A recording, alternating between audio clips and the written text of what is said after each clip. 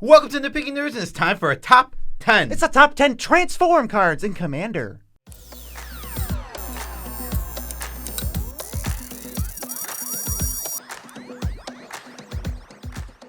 I'm your host, Joe Cherries. I'm your host, BZ, and that makes us the Nitpicking Nerds. We're bringing you videos every single day. It's been a while since we got to actually introduce ourselves in a long-form video, but we're doing the top 10 transform cards, and if you want to support the video and the channel and all that stuff, you got to join Patreon. And people are just scrolling right now, and you can go to the description and find the link. And the Patreon of the day is Chris Higgins. Chris Higgins, we greatly appreciate your support via patreon.com. If you want to be like Chris Higgins, use Patreon. But if you want to be not like Chris Higgins, because I don't know if Chris Higgins does this, but he might, so we'll just say he doesn't for this point, use our affiliate link in the description below, which is for, of course, TCG Player. Go there, buy the Magic cards you were going to buy anyway, and guess what, BZ? They don't spend any extra money, but they support the nerds. Wow, and another way, if you're really a Chris Higgins contrarian, you can go to DragonShield.com. Dragon They got the Shield. best sleeves in the multiverse.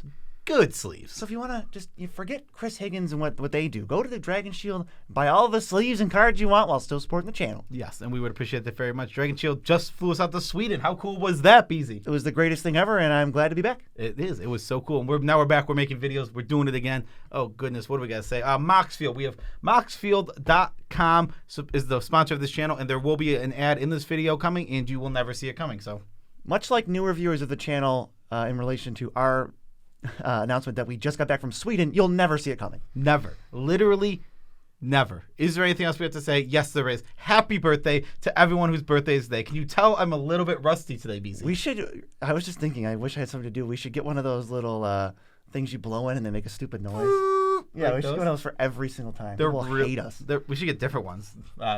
So like they always sound a little bit different. People would hate us, but we're ready to go into a top 10. Yes, top 10 transform cards. Now, we started off doing this, it was double face cards, but that list was rather boring because it was all MDFCs. Now, MDFCs are amazing, they're great, but there's something different. They don't transform. They are modal double-faced cards. Yes, you only cast one half. You can play the front side, you can play the back side. Either one, you get to choose while it's in your hand. I do believe every transform card, for the most part, has the possibility of you play it, and it leads to you playing the first side and then having the second side. Yes. All of them, you can only play the front side. All right, so without further ado, let's get to number 10, which is Restoration of Aganjo. Doing a white for an enchantment saga. Chapter 1, you search your library for basic planes, reveal it, put it into your hand, then shuffle. Chapter 2, you may discard a card. When you do, return target permanent card with mana value 2 or less from your graveyard to the battlefield tapped. Chapter 3, exile this saga, then return to the battlefield transformed under its owner's control. And on the backside, we have a 3/4 enchantment creature that whenever it attacks or blocks, you get a 1/1 spirit creature token. So this thing is a little bit of ramp. The usual play pattern here is get a plains, discard that plains, put it onto the battlefield tapped, so you ramped yourself. But in the late game, when you don't need a land in play, you go ahead and you discard that land, or you discard anything per se, and then you get a permanent back, some small little permanent that's going to help your deck. Yeah, you can just cheat out a 2-drop after you get your planes, just discard whatever, like Selfless Spirit, and then, oh, here it comes, it's back. I just basically tapped for 2 mana on this enchantment. And then, the flip side is anything. It doesn't really matter, because as soon as you rampant growth the planes into play, kind of feeling all right. Then it's like, hey, here's a 3/4 and here's a couple tokens. Cool. Yeah, it's just always a 2/4, right? Like it's always going to search you up a land that's it already got the card back that you wanted, and then it's going to cheat something in play, which is great, and that's also advantage. Like each layer is just a little bit of advantage. Then you get a 3/4, and it's not that good of a card. Yeah, the creature is whatever. It's meh as can be, but we'll take it because the rest of the card is pretty good. All right, moving on, we have number 9, Wedding Announcement. 2 and a white for an enchantment. At the beginning of your end step, put an invitation counter on Wedding Announcement. If you attacked with 2 or more creatures this turn, draw a card. Otherwise, create a 1/1 white human creature token. Then, if Wedding Announcement has 3 or more invitation counters on it, transform it. The backside is your creatures get +1/+1. This card is interesting and does 2 things. It draws cards and it makes tokens, obviously pumping after that. So if you don't have anything on the battlefield, this starts pumping out tokens slowly until it transforms. Or if you have lots of creatures on the battlefield, send in some attackers and get cards instead. Yeah, it's 6 power for 3 mana if you don't draw any cards. I think as soon as you draw any cards, it starts to actually feel pretty good. Really good. This isn't a card we play a ton. The transform card's a little shallow in terms of like, amazing commander cards, but I think this one is pretty good, especially closer to like your white decks or your white-red decks. Yeah, I think it's a solid tokens card. A card that, honestly, I haven't put in a deck, but I really do think that the fact that it can be card draw or a token maker, and then it is slow. No, don't get me wrong. It is a slow Magic card. But on the flip side, in a token deck that's going to be very relevant, you could easily have 8-9 bodies out, and giving +1/+1 to 8 or 9 bodies is going to be relevant. But not by itself, which is why I'm glad that we have the front side. Yes, we need. I don't want to play.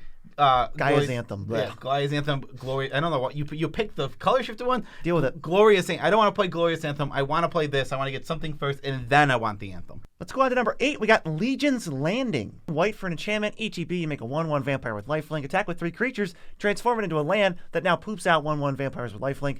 Kind of a weird ramp spell. That's how I look at this. Yes. It's like, I feel like if you look at it any other way, it's kind of doesn't read right. So just think of it like, hey, it ramps. It does a little bit of what you want, which is put a creature in play, and then you just sit there and you got a Farseek in white that now does more things. Yeah, this is our first taste of the Ixalan Transform enchantments, which all turn into legendary lands in the back. And there's more on this list, don't worry, but this one is very good. They're all, like BZ said, best way to think of it, it's a ramp spell. That's what it's doing. This is going to be a token or mono white deck ramp spell, and it's something that you don't really get, right? Mono white doesn't just ramp, and the land has an effect that is useful. These little 1/1 dummies are all chump blockers, and they have lifelink. So your life gain decks will like this, and your token decks will like this. Yeah, you pump them up, you're going to town. I think this card is pretty good. Doesn't see a lot of play, though. It doesn't, but that makes sense, right? It's not really a card that is just like a generic staple that you throw in the decks. You really need specific decks. I want a deck where I'm going to go this into a 2-drop into flip it on turn 3. I want to be able to consistently do that, and that's not a lot of commander decks. Or just play it on turn 5 and later and say, this is a 0 mana land. Just 1 mana, but then it pays itself back by flipping, and you just, that doesn't matter. You get the token right away, and you feel good about it. Next, we have Jace Prodigy. 1 of the blue for a legendary creature, 0/2 human wizard. Tap, draw a card, then discard a card.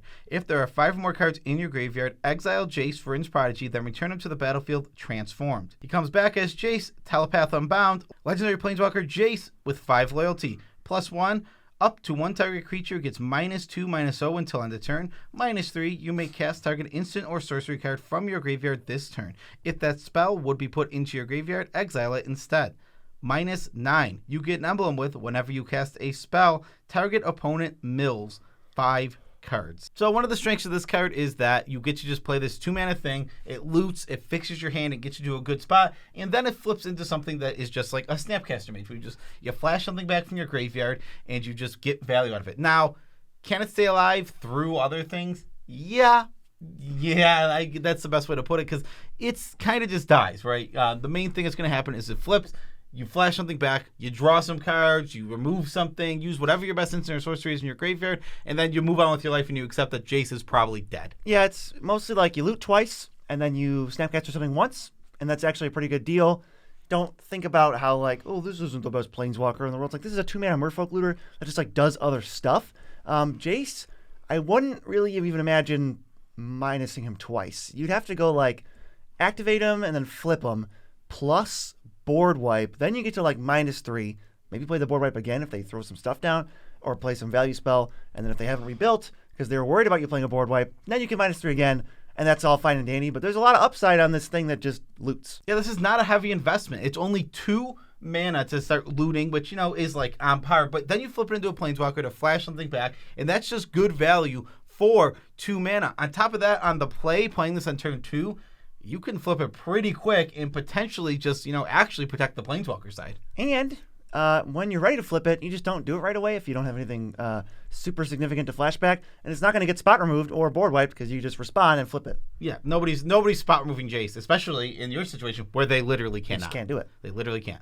Next, we have Fable of the Mirror Breaker, and BZ, you're going to read this one. It's 2 and a red for a saga. The first chapter puts a 2/2 goblin that when it attacks puts a treasure into play. It's already too many words, but there's way more. The second one, you can discard up to 2 cards and then draw that many cards. And the third one, it transforms into Kiki-Jiki's little mirror brother, and he's a 2/2 that has summoning sickness and pays 1 and taps to clone a non-legendary creature. So this card does a lot of little things. It doesn't do anything particularly well. Like, it's not a great token maker. It's not a great treasure maker. It doesn't really clone very fast. It's not a great way to loot. It's all slow. It's all very slow. But all of it together, pushing this all into one card, makes it very powerful. It's like a 3-for-1. You're going to have to eventually answer the Kiki-Jiki side. That's got to go, or it's going to be super problematic. And then the front side just gives you a 2/2 that has text. If you play it early, you're going to get to chip in a few damages and then get some treasures.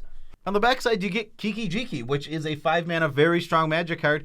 But you don't get the infinites, which you do lose, sadly. I mean, not really sadly. Oh, darn. Instead, you get a fair version that's just a huge, huge value engine and demand. This card demands an answer. Yeah, it's really, really good in certain decks. Decks that can really take advantage of the discard. Or they want the Goblin token, or they want the Treasure token, or they want tokens off the backside. It just really does a lot. Yeah, it's a bunch of little things, and it does it so well. At 5, we have Search for Azcanta. 1 in the blue for a legendary enchantment. At the beginning of your upkeep, look at the top card of your library. You may put it into your graveyard. Then, if you have 7 or more cards in your graveyard, you may transform Search for Azcanta into Azcanta, the Sunken Ruin, which is a land that taps for blue, or you can pay 2 in a blue, tap it, look at the top 4 cards of your library. You may put a non-creature, non-land card into your hand. All right, we're back to Weird Ramp. Yeah, like we said about Legion's Landing, think of this as a ramp spell. You're getting slow Farseek or slow rampant growth in your blue decks. You can just mono blue this and just be happy with it. The land is also, unlike Legion's Landing, the land is actually pretty valuable. It draws a card, it draws a spell, and draws a spell you probably want, and you can activate it at instant speed, so you can hold up other stuff. Yes. Once you have fetch lands in your deck and ways to just throw stuff away, it flips really fast. It's not like, oh geez, turn 70, I'm gonna get a ramp. It's like, no, turn 4 or 5. If you play this on turn 2, you can get it. I mean, something about Search for Azcanta, and Jace, like we were saying, putting cards in your graveyard isn't hard. It's part of the game as your creatures get removed, as the board gets wiped, as you cast instant and sorcery spells. Things just end up in your graveyard, forcing this to flip. It's going to happen naturally. It's not something you have to try to do. You don't need to force it. But this card is better when you are playing your Thought Scours, when you are playing your Mental Notes. It just gives the deck that much more oomph, or this card that much more oomph. Yeah, I like it a lot in control, slower strategies. Self-mill obviously loves this card. I would give it a shot. It's perfect. It's perfect for any strategy that wants to hold up all its mana every turn, because like you said, you get to hold up this activation, so you can hold up 2 counter spells, and the problem with counter spells is if nothing needs to be countered, you just kind of wasted your mana. Not with Search for Azcanta. Now you just activate and draw a card. Yep, and I think we're getting to the really versatile ones now. This is a big change. This one's big. These are the big boys. This next one is a website. It's moxfield.com. None of the other ones were websites, but it starts out, right, as you open a Google Chrome tab, and then it transforms once you type in to moxfield.com. Basically the best, most stapley website that ever existed to build decks. I think you're cheating yourself if you're not building decks on Moxfield, because it's just too darn fast, too darn efficient, and it's like you have such an edge over everybody else. To explain how much better this website really is, BZ used a different deck building website for 10 years. He immediately switched after using Moxfield for about a day, because even though he knew everything about the other website, this one is intuitive, easy to use, and just honestly one of the best deck building websites on the internet. Not one of, it literally is the. Can't spell intuitive without UI, and Moxfield is great. To jump on into the next one, it's number 4, Dowsing Dagger. 2-mana equipment that equips for 2. It gives +2/+1. When it ETBs, somebody gets 0/2 defenders, whatever, but when the creature hits, it transforms into Lotus Veil, basically, which is a land. Taps for 3 mana. I'm so in, because if you equip and hit right away with a flyer or a stupid unblockable creature, and you don't really have to worry about it, even if it is blockable, you're giving away defenders to someone. Not everybody. So you chip through, and all of a sudden you paid 1 mana for a land Gilded Lotus. This might be the card on this list that I've used the most. This one is very good. It's all about having the right deck. Now, this is not a generic, throw it in any deck you have, you'll be able to sneak through damage. No, you want little 1/1 dorks that are unblockable. Your ninja type deck. You want flyers. Any deck. If for some reason your deck wants 1/1 flyers for 1, your deck most likely wants Dowsing Dagger in that case, because you're going to be able to sneak through a hit incredibly easily. Like BZ said, if you put 2 in and 2 in, it hit. All right, all of a sudden now you have your land, and you've only wasted 1 mana. You got all of it backward away. Then next turn, you're up 2 mana. And every single subsequent turn up to that is just 3 extra mana. This card is incredible. If you play a 1-drop and then this on turn 2, you're just going to hit somebody. It doesn't really even matter what the 1-drop is. Yeah, no, that's so true. Yeah, this card is very strong. Don't underestimate it. Like you said, you give away things in a 1-on-1 format that's like, oh man, it's going to be tough to hit with. This isn't a 1-on-1 format. You give one player some O2 plants, and then the other 2 players might not have anything. You probably give the person who has the most defenders, you give them the 2/2s, and then there's still somebody who hasn't played anything. It's turn 3. All right, I get my flip immediately. Yeah, there's tons of cards that work well with this. It plays pretty well, especially in decks that don't have green, where you're like really hungry for land ramp. This is like better than green land ramp when it works. Oh, when you start going off, and this card, once you get it flipped, you can really start, if you have any ways to untap it with like creatures, forget about it. Make those green decks jealous. Yeah, make them jealous of how great your lands are. Yeah, this next one is actually one that I play the most on this list. Yeah, I think it is, BZ. It's Thematic Compass. It's a 2-mana artifact. Pay 3, tap it, search your deck for a basic land, put it in your hand. Obviously, you shuffle your library after that. Then at the beginning of your end step, if you control 7 or more lands, transform it into Spires of Araska, which is a land that taps for colorless, or you tap it to remove an attacking creature an opponent controls from combat. And untap it. So you get like a mini Mazevith effect. You can't do it on your creatures, so you can do it on your opponent's creatures. This card is just great. Again, it's a super, in the late game, it's a little bit of ramp, but it's this protection. And you put it into this slot, you pay 2 mana. That's all the investment is. Now it has the bailout part of if you're missing land drops, pay 3 and go get a land. Terrible rate. Obviously a terrible rate, but it's fallback. It's free. It's gravy on this card because what we really want is 2 mana, late game, flip it into a protection spell. Mid to late game, I'd say. I mean, do you really need a Mazevith before like turn 6? Not at the power level we play at. And even if that is, I don't think the answer is Mazevith in that case. So, but I think in the mid game to late game, this is great. It's going to deter attackers. It's good for like control, mid-range type stuff. I only play this in one deck, but I love it. Not playing this in many green decks because they're much better at ramping in other ways, and you don't often need Mazevith because usually you're a green deck. You put a lot of big creatures on the battlefield. You don't need Mazevith. But in non-green decks, I'm looking at this card a lot. Number 2 is probably the simplest card on this entire list. It's Outland Liberator. 1 in a green, 2/2. It's got Daybound Nightbound, so if players do or don't cast 2 or 0 spells, it's going to flip into something else. But first, it starts out as a 2/2. You can sacrifice it and pay 1 to destroy an artifact or enchantment. On the flip side, it retains that ability, but also gains when it attacks, you destroy an artifact or enchantment. And it's a 3/3. Yeah, absolutely. This is, again, you said it best.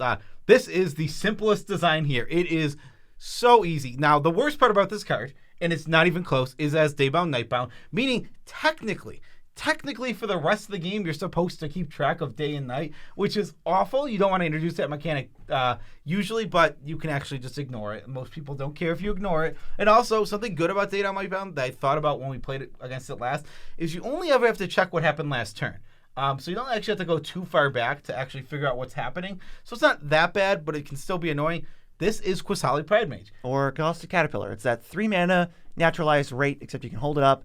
It's not too expensive, and there is upside if somebody before you doesn't cast a spell. It's a 2-for-1. You can have it on the backside. Yeah, if you ever have it on the backside and you get in for an attack, it's going to feel really good. It's like it's a juiced mini up Kogla. It's mini Kogla. Yeah, he's just a little tiny Kogla, and you can get in the attack. Something about this that is cool. Get in the attack. All right, they're just going to eat it because they have a big blocker. All right, now I'll sack it anyway, so I'll get a 2-for-1 with this 2-mana card. Yeah, this card's good. That's just a solid rate for any naturalized creature. You're trying to recur it or get value out of it for being in the graveyard to have it be better than just Nature's Claim or something. Once you do that, a lot of decks can. You're in business. This is just a good card. We're just getting Qasali Pridemage with more upside. Like, Qasali Pridemage was a great card. It was a commander staple. But it's 2 colors. It goes in a lot less decks than this and, like, Cathar Commando, which is just, they're both single color cards, so they get access to a lot more decks. Yeah, and neither of them could have ever made this list. They're just not good enough. No. That's definitely the only. They're just not good enough. Yeah, they're not good enough, and it has nothing to do with the fact that the back of the card says Deckmaster, which is super important. All right, and number 1 on our list, pretty strong Magic card. It's Growing Rites of Itlimoc. 2 and a green for an enchantment when it enters the battlefield. Look at the top 4 cards of your library. You can put a creature from among them into your hand. Then at the beginning of your end step, if you control 4 or more creatures, transform it into Itlama, Cradle of the Sun. It taps for a green mana, or even better, it taps for a green mana for each creature you control. Yes, it is Gaia's Cradle indeed. But better once you actually get it flipped. Obviously, Gaia's Cradle, an insane Magic card, especially because it's just a land that you play and test for. Any land that tests for 2 or more mana is really good, and this can tap for 7, 8 mana. So all you have to do is play this, control creatures. You're going to. Any deck you're putting this in is easily going to have 4 creatures in the battlefield because you're going to have a 30+ creature count. Yeah, you can have tokens and go ride. I mean, really, if I'm a token deck, I don't even care that this isn't giving me a card. I'll pay 3 mana for Gaia's Cradle. I mean, Gaia's Cradle is a broken Magic card that has virtually no place in this format whatsoever. But that half of that, I think, is just because it's the type land. This type enchantment and having a trigger and an end step trigger and just like all this stuff that can be responded to and stopped, and it's not as offensive, but this card is still super duper strong. It's incredibly strong. Like you said, if you're a tokens deck, if you're a go wide deck, if you're just a creature based deck, anything where you're easily going to have 4 creatures in the battlefield, this starts tapping for 4 mana. And it's an end step trigger, meaning that you get it like the same turn that you played it, so you can just use it on instance or anything like that the first turn you played it, because it's enchantment. It enters untapped. Yeah, in Elf Ball decks. This is probably one of the best cards in Elf Ball decks. It's a silly strong Magic card, and we talked about it recently in one of our other videos. Yeah, it was most worth buying because it was down to like $17. So if you want advice on what to buy, check out that video right here. Peace out, Tribe Scouts.